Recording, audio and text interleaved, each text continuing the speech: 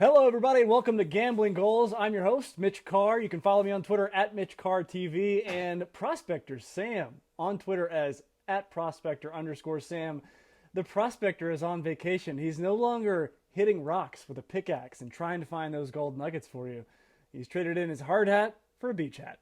Hey, some days you got to take a break, reset, and pamper yourself a little bit. And here I am, just a little pampered. We could use some time off from maybe some gambling because we both picked losers to win this tournament, Euro 2020. I picked France, they're gone. You picked Germany, they're gone. Who's your new favorite? I'm not sure I love England at plus 200, but their position right now is fairly good. I think I like Belgium a lot. I mean, this is a team that's won every single game so far in this tournament. In regulation, Belgium and Italy could very well be, the decider between who takes the title. I have a preference towards Belgium right now, especially at plus 700. I think that's good money, but again, that's what I said the last time and made it 4 games short. So we'll see how that goes. That's you and me both. I put some actual money down on Belgium at 7-1 plus 700. That just seems like the best team out there, but every team in this tournament is massively flawed. England hasn't figured out quite what style to play yet. They might have won 2-0 against Germany, but it was closer than that, I think. And then Belgium is fantastic, but if you have both Eden Hazard and Kevin De Bruyne that are hurt, what kind of a team is that? And then, the rest of the teams are kind of just a mishmash of who's going to make it to the final. We're going to have a surprise finalist, I think, in this tournament. I think it's set up to be extremely interesting. I mean, it's been a fun tournament. That last round was absolutely incredible. That is an important caveat to saying that there's going to be a surprise finalist and everyone's flawed, is that the soccer to watch has been fantastic. So entertaining from end to end.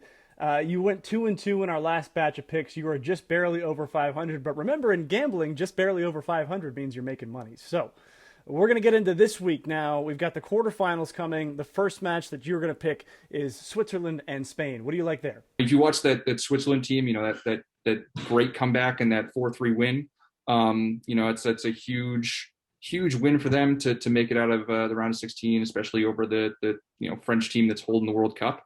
On the other side, Spain really just seems to have at least figured it out somewhat offensively, but at the same time, their defense is looking very sketchy. I see this being especially with the way Spain are playing, very attacking, committing players forward. That'll leave opportunities for the Swiss, who are taking them right now. I think over 2.5, basically standard odds is good money.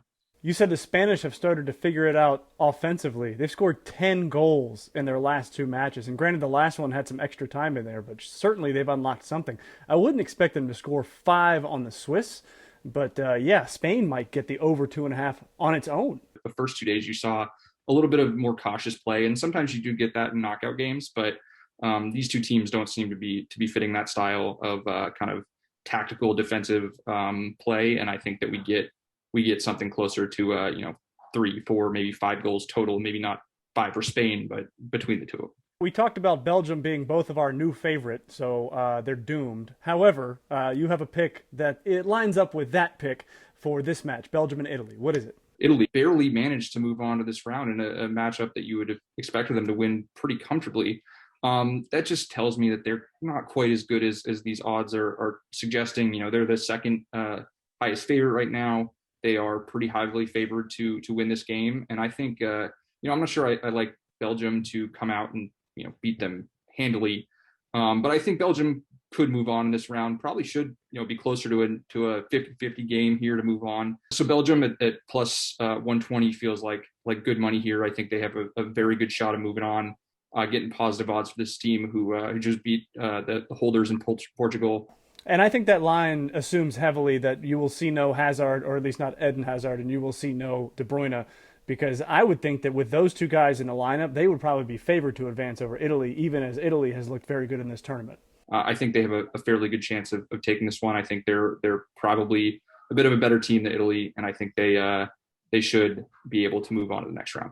Now we move on to 2 surprise teams in the tournament. I mentioned we might have a surprise finalist. Well, we're definitely going to have a surprise semifinalist because one of them is either going to be the Czech Republic or Denmark, neither of which most people would expect to be in a quarterfinal here, and you've got to pick for that match. What is it? This game, I think, sets up to be closer than teams expect. This Czech team has been overperforming and playing well in their last couple matches. Obviously, the England game wasn't all that great, but they still were in that for most of it. I think this team could very, very easily move on to the next round. I don't love Denmark all that much. They still are going to struggle to score goals against good defensive teams, and the Czech Republic is solid in that area. I think to move on to the next round, Czech Republic's about 150 plus 150. That's good money for what you're getting. They should be able to handle that comfortably. England and Ukraine. That's another team that's not supposed to be here. Ukraine. We were expecting to see Sweden, I think. So you've got to pick for this match, but really, it's been tough to predict. I think this team could give England a handful, and I don't believe in this English team right now. I mean, I really don't know how you can if you've watched all 4 games they played. The defense is great. The offense is not good enough, and one bad bounce or one slip could lead to a loss or even a tie. Why is Jack Grealish not starting and playing every minute? He's lightning in a bottle when he comes on. He's dynamite. Yeah, it seems so obvious, but maybe that the tactic is hold on for 70 minutes and then kind of bring him in for fresh legs. That's not what I would do. But it just doesn't seem like this English team is really capable of winning games without him on the field. I expect, especially with the lack of goals, for there to be a higher likelihood of this game going to extra time. I think a draw, which is plus 340 in regulation, is good money. We've already seen a bunch of games go to extra time, and it's something to take advantage of if we can get another game. All right, I have a very important question for you. You can see that I'm wearing my Man City jersey. Since we've talked about England, when Jack Grealish and Harry Kane are both Man City players, who gets to wear number 10? Probably Jack Grealish. I mean, I don't know. Let me tell you, I want to say that Harry Kane's going to stay, and we're going to eat leprechauns and rainbows together, and everything's going to be happy. It's not going to be. I know Tottenham. It's going to go terribly. Don't want to talk about it. But yeah. The answer is it's gonna be pain. The prospector's on vacation. He's without his pickaxe. That means I can poke him a little bit. Speaking of winners, I'm going to recap these picks for you right now. Switzerland and Spain. He likes over 2.5. That right now is at minus 105. He likes Belgium to advance over Italy. That one is plus 120. Not happy is my wife. She is a big Italy fan. Czech Republic, he likes them to advance as they are taking on Denmark. That is plus 150 right now.